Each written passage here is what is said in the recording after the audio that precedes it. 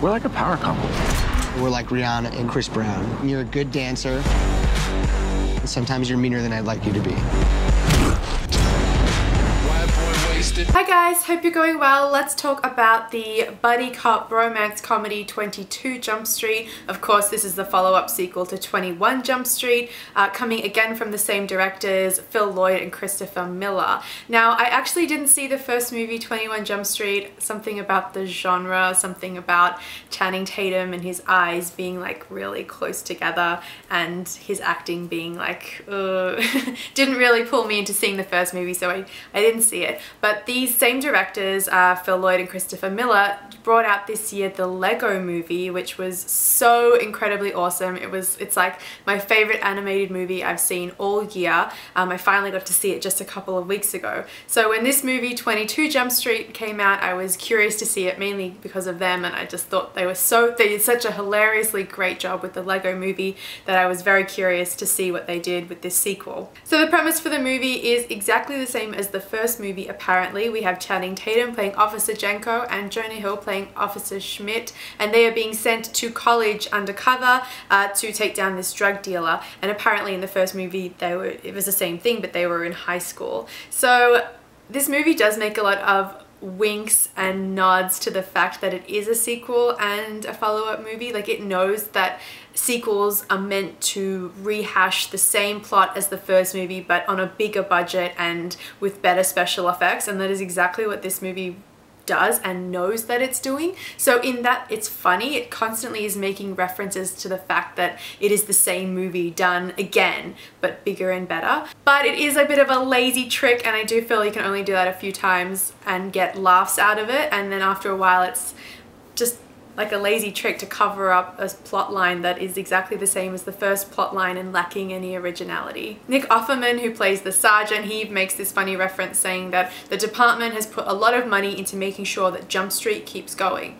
And that just shows that, I mean, even though he's talking within the context of the movie, he is making a direct line of dialogue to the pair in front of him. It is also a very clear reference to the franchise as a whole, saying that the franchise of the first movie has put a lot of money and invested a lot into making sure that the second movie keeps going, and the franchise lives on. They do make references in this movie to future franchises, what they're going to do for the third movie, fourth movie, fifth movie, and so on. And they're really funny too. I really thought that they were really great every time they make a reference to how ridiculous the franchise is by just rehashing, cut, copy, paste, you know? So I just thought that was really funny. The actual jokes, the actual gags, when we come into the actual plot of what we're doing and in the college and trying to find the drug dealer and having to relive our college memories again, except now we're like 30 years old and pretending to blend in with these 19-year-olds.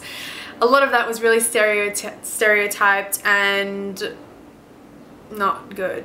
The only thing that I have to say which saves any of it and made it even passable and made me smile several times is the fact that Channing Tatum and Jonah Hill have like really great like bromance chemistry together, and watching the two of them kind of bounce off each other and really play up that they're best friends, but they kind of play up these jokes that the way they talk to each other, it's like they're in a relationship.